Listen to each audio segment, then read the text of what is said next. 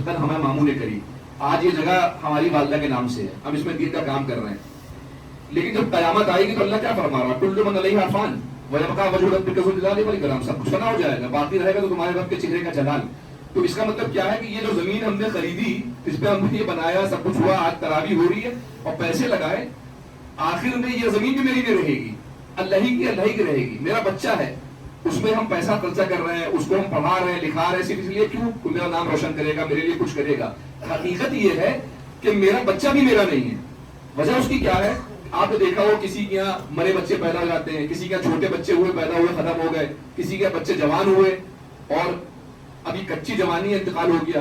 اس کا وجہ کیا ہے؟ وجہ یہ ہے کہ ہم سب اللہ کی طرف سے آئے ہیں اور ہم سب کو اللہ کے یہاں ہی جانا ہے. یہاں جو کچھ بھی ہم کر رہے ہیں یہ صرف اس وجہ سے کر رہے ہیں کہ اللہ نے ہم کو بھیجا ہے, جو ہماری ذمہ داریاں وہ ہم پوری کر رہے ہیں. اب انسان آج کے اس دور میں اگر اس دونوں آیتوں کو اپنے دماغ میں رکھے اور یہ سوچے کہ ہم اس دنیا میں آئے ہیں کس لیے آئے ہیں, اللہ نے ہم کو بھیجا ہے, اللہ نے ہمارے اوپر کچھ ذمہ داریاں رکھی ہیں, اللہ نے ہمارے اوپر کچھ ایسی رسپانسبلٹیز جو رکھی ہیں. تو وہ رسپانسبلٹیز کیا ہے؟ وہ رسپانسبلٹیز سب سے پہلے کیا ہے؟ والدین. کہ ہم اپنے اگر والدین کے گستاخ ہیں, اپنے والدین کے اگر نافرمان ہیں, والدین کا اگر دل توڑے ہوئے ہیں, تو آپ کوئی عبادت کر لی اللہ کی بارگاہ میں قبول ہی نہیں ہے. ٹھیک ہے. اس کے بعد اللہ تعالیٰ نے آپ کو آپ کے بھائی دیے ہیں, آپ کی بہنیں دی ہوئی ہیں, آپ کے بچے دیے ہوئے ہیں, آپ کے آس پڑوس دیے ہوئے, یہ آپ کی ذمہ داری ہے. مولا علی شیر خدا فرماتے ہیں کہ جب اپنی بہن کے گھر میں جاؤ تو اپنی حسب استطاعت کوئی تحفہ اس کے لیے لے کے جاؤ, کیونکہ یہ رشتہ اللہ کی طرف سے تم کو عطا ہوا ہے, یہ ہماری ذمہ داری ہے.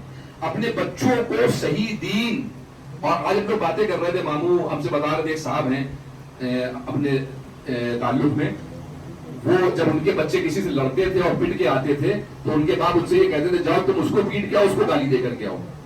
یہ سبق سکھاتے تھے. جبکہ ہماری رسپانسبلٹی کیا ہے؟ مثال کے طور پہ اللہ آپ کے پاس ایک ہیرا ہے, کوہی نور, تو اس کوہی نور ہیرے کو آپ, ابھی ہم چھوڑیے اپنی بات بتاتے ہیں, ابھی ہم آ رہے تھے, میرے والٹ میں کچھ پیسے رکھے ہوئے تھے انگلینڈ کے, اور اس میں لاک نہیں لگا ہوا تھا, تو آس پڑوس میں سب لوگ بیٹھے تھے, میری سیٹ پہ ہم نے ایسے اس کو بیگ چھوڑ دیا, ہم سو گئے.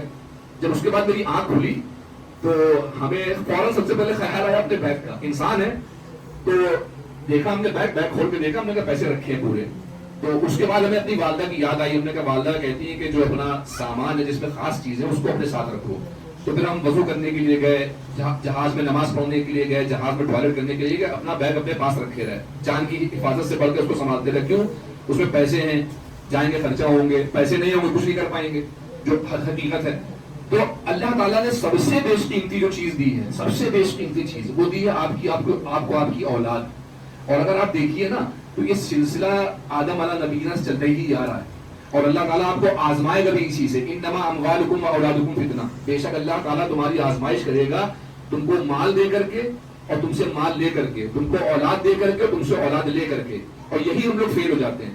تو اولاد کے لیے کیا ہے ہمارا کہ ہم نے, اللہ نے ہمیں یہ امانت دی ہے, تو ہم کو اس کو ماں کے پیٹ سے پیدا ہونے سے لے کر کے اپنی زندگی تک ہم کو اس کو وہ سبق سکھانا ہے جو اللہ اور اس کے رسول کے فرامین کے مطابق ہے. اطیعوا اللہ و اطیعوا الرسول. اگر ہم یہ سب نہیں سکھا رہے ہیں تو ہم اللہ کی امانت میں خیانت کر رہے ہیں. یاد رکھیے کہ اللہ تعالیٰ ارشاد فرماتا ہے, اللہ کے رسول صلی اللہ تعالیٰ علیہ وسلم کی واضح حدیث ہے کہ جو حقوق اللہ ہے, یعنی کہ نماز, روزہ, حج, یہ جو معاملات ہیں نا, اللہ تعالیٰ اس میں آپ کے ساتھ نرمی کا معاملہ پیش کرے گا, کیونکہ یہ حقوق اللہ ہے, ڈائریکٹ اللہ سے معاملہ آپ کا. لیکن جو حقوق العباد ہے اس کی معافی ہی نہیں ہے.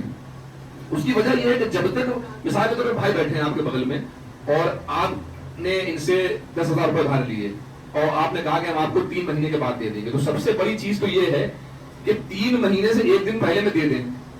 اگر نہیں دے سکتے ہیں تو 3 مہینے سے 1 دن پہلے آپ کے گھر آئیں اور کہیں آپ سے کہ بھائی ہم کو تھوڑی مہلت اور چاہیے ہے, ہم نہیں دے پا رہے ہیں, اور اللہ اس کو رسول کو حاضر نازل جا کر کے ہم آپ سے وعدہ کرتے ہیں کہ آپ کو اگلے 3 مہینے میں دے دیں گے. لیکن آج کا دور کیا, آپ کسی کو ادھار دے کے دیکھیے آپ کو پیسہ ملے گا ہی نہیں. وجہ کیا ہے؟ اللہ کی طرف سے بھروسہ اس کا اٹھ چکا ہے, اللہ کی طرف سے یقین اس کا اٹھ چکا ہے, اللہ تعالیٰ کی پکڑ سے وہ بالکل مبرہ ہو چکا ہے. اس کو یہ سمجھ رہا ہے کہ کچھ آخرت واخرت کچھ ہوتی ہی نہیں ہے. تو حقیقت یہ ہے میرے بھائی, نہ لمبی چوڑی تقریر سے کچھ ہوتا ہے, نہ لمبے چوڑے بھاشا سے کچھ ہوتا ہے. سب سے بڑی چیز ہے خوف الہی, سب سے بڑی چیز ہے خشیت الہی. میرے بچے ہم سے جب پوچھتے ہیں کہ اللہ